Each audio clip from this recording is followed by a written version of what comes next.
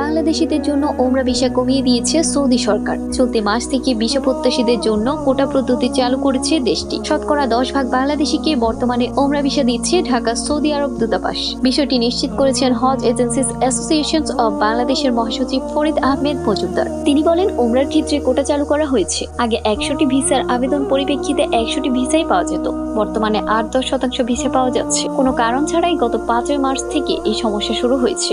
এই সমস্যা সমাধানে ধর্ম মন্ত্রণালয় ও পররাষ্ট্র মন্ত্রণালয়ের হস্তক্ষেপ কামনা করছে। এদিকে বুধবার আগামী বছর হজে যেতে ইচ্ছুকদের জন্য নতুন নির্দেশনা দিয়েছে ধর্ম মন্ত্রণালয়। এতে 15 বছরের কম বয়সী হজে যেতে পারবে না বলে উল্লেখ করা হয়েছে।